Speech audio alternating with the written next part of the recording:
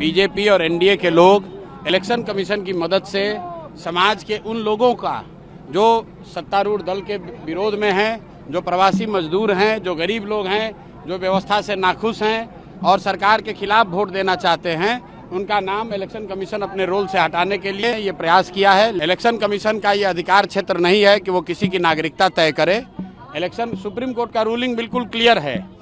Election commission का ये अधिकार नहीं है कि वो किसी की नागरिकता तय करे। पहले दिन से कह रहे हैं कि ये सत्तारूढ़ दल बीजेपी और एनडीए के लोग इलेक्शन कमीशन की मदद से समाज के उन लोगों का जो सत्तारूढ़ दल के विरोध में हैं, जो प्रवासी मजदूर हैं, जो गरीब लोग हैं, जो व्यवस्था से नाखुश हैं और सरकार के खिलाफ वोट देना चाहते हैं, उनका नाम इलेक्शन कमीशन अपने रोल से हटाने के लिए ये प्रयास किया है। लेकिन मेरा ऐसा मानना है कि बिहार में लोकतंत्र की जड़ बहुत मजबूत है, जनता जागरूक है, हर व्यक्ति को अपने अधिकार के लिए खड़ा होना चाहिए।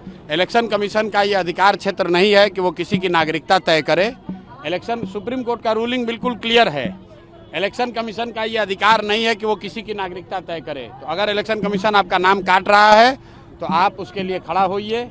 अगर आप अपने मदद के लिए किसी से सहयोग लेना चाहते हैं तो आप किसी राजनीतिक दल से, जनसुराज से या जिस दल से भी आपका सरोकार हो उससे सरोकार लीजिए और अपना नाम जुड़वाइए। हर हालत में अपना मत का प्रयोग आपको करना ही होगा।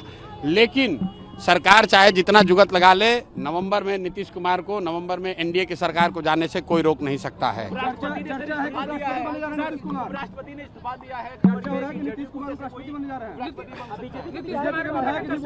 भाई देखिए, ऐसा है, कौन बनेगा नहीं बनेगा इस पर कोई स्पेकुलेशन करने का मतलब नहीं है। उपराष्ट्रपति देश का सेकंड सबसे बड़ा संवैधानिक पद है। उस पद पर धनखड़ साहब ने इस्तीफा दिया है। अब आप थोड़ा इंतजार कीजिए, जिसकी नियुक्ति होती है हो जाए, उसके बाद ही किसी तरह की टीका टिप्पणी करना उचित होगा। भाजपा के विधायक कह रहे हैं इस बात को। तो विधायक को क्या मालूम है? विधायक आप बताइए कि जो क्लर्क है वो कलेक्टर का अपॉइंटमेंट कर सकता है, विधायक उपराष्ट्रपति का अपॉइंटमेंट करेगा। उपराष्ट्रपति जो है वो देश के पार्लियामेंट का अधिकार है। देश के जो दोनों पार्लियामेंट में चुने हुए लोग हैं, लोकसभा और राज्यसभा में, वो मिलकर तय करते हैं कि उपराष्ट्रपति देश का कौन होगा। भाई चर्चा तो कुछ भी हो सकती है। चर्चा के आधार पर इतने बड़े पद के बारे में मैं कुछ भी बोलना उचित नहीं समझता हूँ। दिलीप जायसवाल जो है कह रहे हैं कि छिटपुट घटनाएं हो रही हैं, जो भी अपराधी घटनाएं हैं, बदनाम करने के लिए कुछ लोग माहौल बना रहे हैं। भाई दिलीप जायसवाल तो एक कॉलेज पर 25 साल से कब्जा किए हुए हैं, क्या वो भी छिटपुट घटना है? किसी का हत्या का उन पर आरोप है, क्या वो भी छिटपुट घटना है? बिहार में 50 से ज़्यादा राजनीतिक परिवार के बच्चों को बिना किसी एडमिशन टेस्ट के मेडिकल कॉलेज में एडमिशन देके डॉक्टरी की डिग्री दी गई है। ये भी छिटपुट घटना है। ये बिहार के लोगों को तय करने दीजिए। और अगर दिलीप जायसवाल में दम है तो पत्रकार वार्ता क्यों नहीं करते हैं? पत्रकारों के सामने क्यों नहीं बताते हैं? हत्या का जो आरोप है उसको दोबारा रीओपन कराएंगे जनसुराज? बिल्कुल, हम लोग कोर्ट में मूव कर रहे हैं। रीओपन कराने की जरूरत नहीं है। हाई कोर्ट ने उसमें कहा है, ये सीआईडी और सरकार की जवाबदेही है कि हत्या के आरोप की जांच करके रिपोर्ट सबमिट करे। अगर उसको सरकार ने नहीं किया है तो जनसुराज कोर्ट में जाएगी। और आपको ये भी बता दें कि अभी दिलीप जायसवाल छुपे हुए हैं, सोच रहे हैं कि ये आंधी हवा है निकल जाएगी, तो अभी थोड़े ही दिन में, अभी डेट आपको बताएंगे, उन पर तीसरा किस्त भी जारी करेंगे। पहला किस्त जारी किए कॉलेज कब्जा का, दूसरा किस्त जारी हुआ राजेश शाह के हत्या का आरोप का, अब तीसरा किस्त आप लोग इंतजार कीजिए, अगले कुछ दिनों में इनका जारी होगा। जब तक ये पद छोड़कर भागेंगे नहीं, इनको राजनीति में इनको वापस दौड़ा कर वहाँ नहीं किशनगंज पहुँचा दिया, तब तक इनको छोड़ने वाले नहीं है।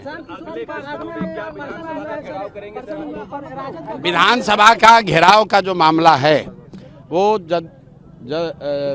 जनसुराज ने आज से 2 महीना पहले 3 विषयों पर, यहाँ जो गरीबों को नीतीश कुमार ने झांसा दिया कि हर गरीब परिवार को 2 लाख रुपया देंगे, आज तक वो पैसा नहीं दिया।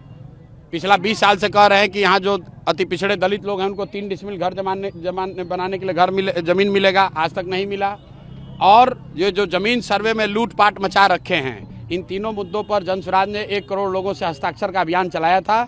उसी अभियान के तहत ये भी कहा गया था कि हम लोग मुख्यमंत्री का, अगर वो नहीं मिलते हैं तो विधानसभा में उनका घेराव करेंगे। राशि बढ़ोतरी और इसके साथ ही साथ अगले बार बिजली बिल में सब्सिडी या माफी, ये दोनों को जदयू और भाजपा मास्टर स्ट्रोक किया। अरे भैया, सब मास्टर स्ट्रोक है, ठीक है ना?